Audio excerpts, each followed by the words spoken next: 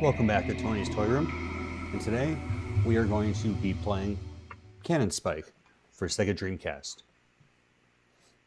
So this game was first released in the arcade in 2000 before being ported to Dreamcast. It was developed by Psycho and published by Capcom. Oh, better pay attention here. We don't want to miss any of this story.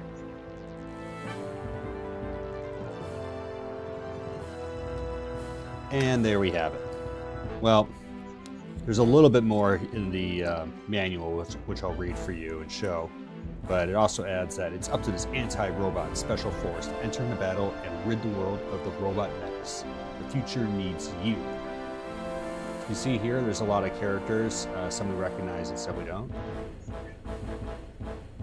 You might notice Cammy, Charlie, and Arthur.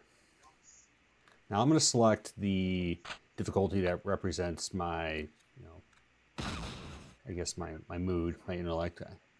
So child. As we see here, we've got Charlie, Arthur, Cammy. You remember them? Oh, got a hidden character here, BB Hood from Vampire Savior, and Mega Man. So yeah, that's why we're playing this. So Mega Man's a hidden character. When you beat the game on any difficulty, even child or baby, you can unlock him. And yeah,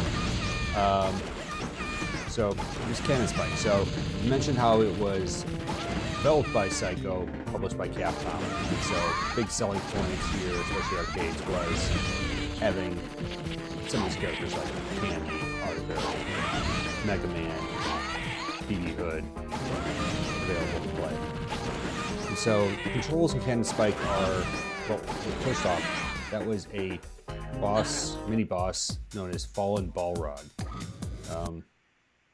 That was a almost like a female Balrog, a little different than Street Fighter. Not sure what the connection is. Nothing in the manual is helpful. Here now we are fighting what is known as a big wheel dragon. I guess that fits. So boom, already on the mission 2. Missions are somewhat random in this game.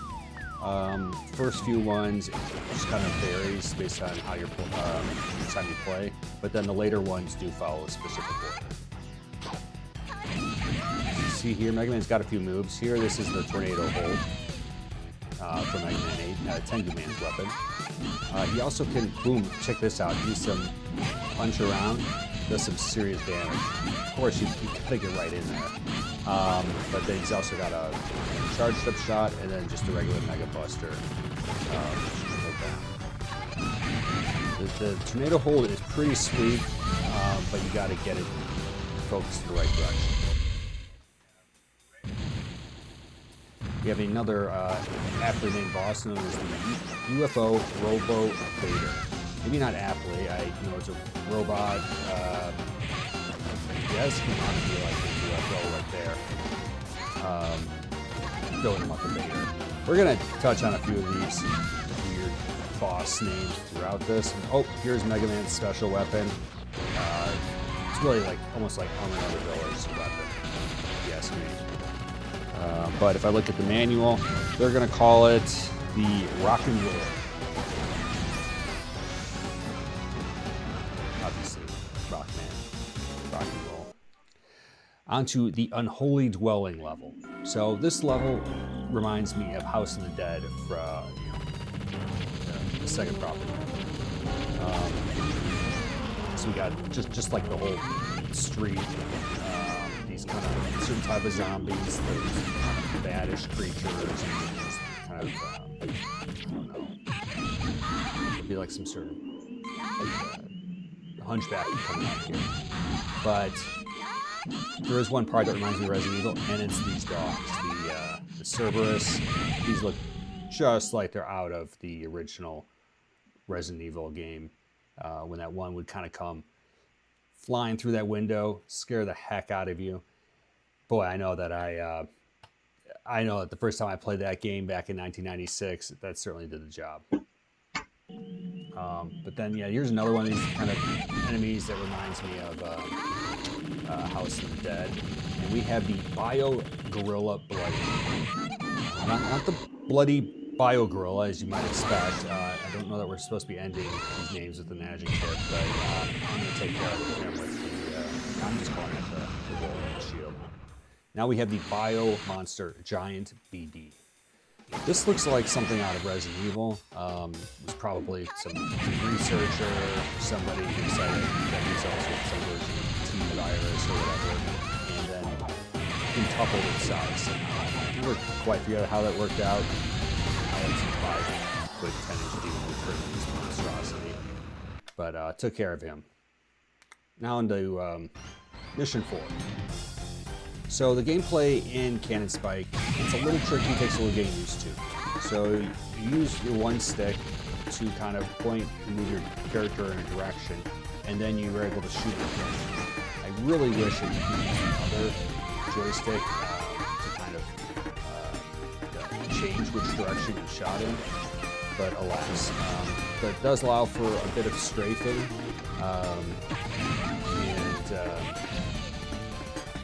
certainly you get a little more used to it as you go. See, picking up these little pills, those are, as you guessed, lives to help restore my life. And then the other things are those special shots, which are for the rolling shield. Oh, okay. So now we got this group of 3 guys. We got Rick Blue, Bob Green, and Brown. Sounds like the pitching rotation for the San Diego Padres in the 80s or something. But no, it's apparently 3 guys. Maybe they're all co-workers. There's no backstory given on these guys. We would love to hear some. There's some great Cannon Spike fan fiction out there. Talking about how these 3 get together. Maybe they're best buds. Maybe they just met right before here. Maybe they're brothers. But just with different colored blast wings. But boom, we're going to take care of them. Now the Mission 5, the slope. So we went from what looked like a street to suddenly this mountain. I don't know. Looks like they're staging some sort of battle here. So we did know that these are the beginning told us that we have some. What do they describe them as? Robot terrorists. And, so I'm not sure if we just walk straight from that street to this mountain, or if Mega flew here. You notice them kind of flying around. I did mention how everybody on this team of elite fighters does have these kind of what do they call them? Like rocket skate motor boots. That's what the back of the box, the jewel case calls them, motor boots. So, here we have the Flying Fortress Kaboom. But I find that the Mega Buster can help kind of keep some of the baddies away.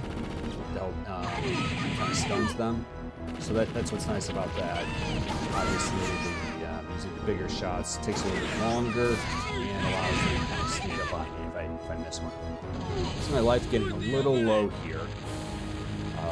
We have 3 credits, so each time I run out of lives, or out of my life meter there, I'm going to have to use a credit. And if I use all 3 credits, game over. Game over, man. I like this boss. He's on a snowboard, and kind of reminds me. Just got some vibes here of Mega Man 8, the second Wily stage. On a snowboard. Got Mega Man. I guess that's really about it. But I like this. Where he's now snowboards really rough. Oh, you see that? I had to use continue. Should have paid more attention. But this is definitely one of the more satisfying boss fights. It has a bit of a pattern. Didn't really do a great job of learning it, but it's just fun. Boom. Dispatched him on the Mission 6, the King of the Jungle. Well, this is a little creepy. We got some skulls. We've got a swamp. I know there's robo-terrorists, but why is there an alligator here? Is that whoa, he exploded. I'm not sure if that's a robot terrorist alligator. I feel a little guilty, though. I'm a big fan of alligators, and is generally not to kill endangered species. So I'm just gonna hope that that robot carries out here. Got some other kind of henchmen here. They look like somewhat shirtless samurai, and then we have a crazy machine jet tiger. Those seem a little crazy now moving. See some jets. Don't see them.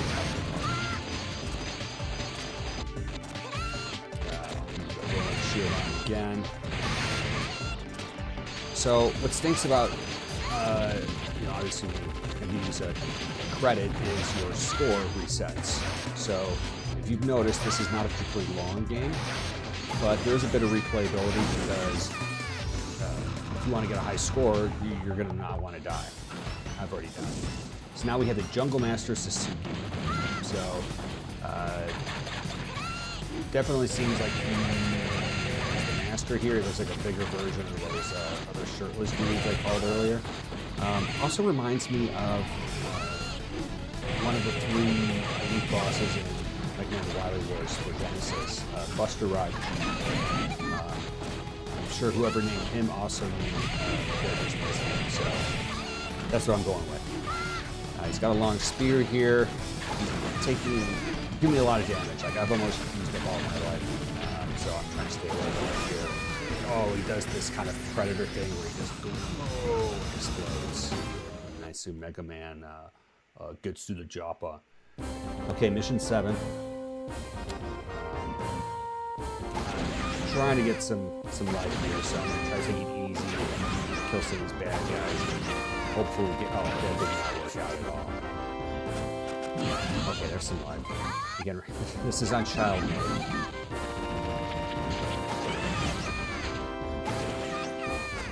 Okay. So you notice that Mega Man is talking in Japanese here. And for anybody who thinks or wishes that he's talking English here, just go back, play Mega Man 8, and play this. Actually, just play Mega Man 8. You'll wish they either didn't talk or it was in a language you didn't understand. Sounds like a 5-year-old kid was born with his voice. And then it sounded like Elmer Fudd's voice got it. It really is quite amazing how far video game voice acting has gone over the years. Mega Man 8 is certainly not the biggest budget. Well, we have Dual Mech Savage Bros. Time out here. Why are they bros? Why are they savage? I only saw one person there. Again, let's work that into the fanfic. Now we have the Insect Robo Overlord. Those kind of seem a little bit like a 6-legged thing, like a centipede or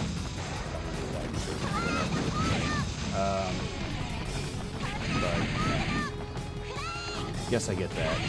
But now he turns into the attacker Antonio. Okay, this is a little personal. Tony's Toy Room, and then now Antonio. Is this my Spanish arch nemesis? Why is this one named Antonio? Why are we fighting? Oh, jeez, and he took that to me. That laser just ate me up, and I just didn't get it. I've only got one more credit left, so I can use all of my life here, and then. But then if I use this credit, then I've got the rest of my life left. So now the Geoforce entrance. So again, Mega Man's running around using those, what do we call motor boots? And yeah, I'm just gonna slap these guys around. I was thinking that I got more of the life refills when I was using the physical attacks. Oh, Revenger Balrog. So now we're fighting that Balrog again. Kind of looks like X2 from Marvel, the Wolverine.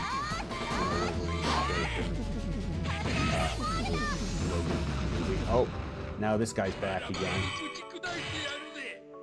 Yep, Revenger Kabuki. I guess I've never heard the term Revenger, but you know what? I like it. Oh, he's smacking around. All right, On to Mission 9, Deep Shrine. Ooh, we have the Cat Lady Beauty. So, not sure what her deal is. Guessing the Cat Lady is because she has cat helpers. And by dress, I guess we can see white beauty. So at least that makes sense. But what's her role in all of this? Is she a robot? Or, nope, looks like she's some sort of, I don't know, mutant or bestial creature. This looks like something out of House of the Dead again. And geez, the laser beam on that is deadly. I am just getting hammered here in child mode. Just trying to beat this game here for you all as Mega Man, so you can see the ending. Boom, took her down. So now the doors open from that cathedral, and we have the Sisir Sting. That's a name. This is the bad guy from the intro. Don't know what his deal is, but he's clearly calling the shots. But yeah, I'm just trying to survive here. I'm gonna use the trying to use the rolling shield on him, rock and roll. Trying to not have to continue here. And he keeps just coming up with these fake versions of himself. Of course, you know, classic bad guy move. You've got to find the real one and damage to him. And all right, final blow. Game over. No, we saw there's another mission. Mission 10, final mission, Extreme Sphere. Okay, this looks like something out of Gundam. Maybe Metal Gear Solid. I'm just gonna run around him, use that strafing, kind of take me back to my Mega Man Legends days of fighting his bosses and just kind of trying to run behind him and shoot him. Doing okay here so far with the tornado hold. Trying to keep some of those points for the, try to weasel out of here without continuing to keep all those points. And oh, final form, the Flame Robo Nightmare, or I'm gonna call it the Impatient Pyron. Looks like the bad guy from the original Darkstalkers game. For the life of me, cannot beat him on the hardest difficulty setting on PlayStation, so props to you if you can. It's not going to bode well here for my battle because, he takes me down. I use my final continuum. So that sucks. I'm back to 3 points. But I've got this one in the bag, so I'm just going to use the shield on it. Boom, game over.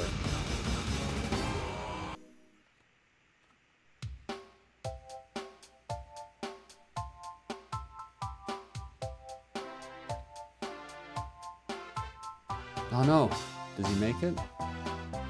Oh, phew.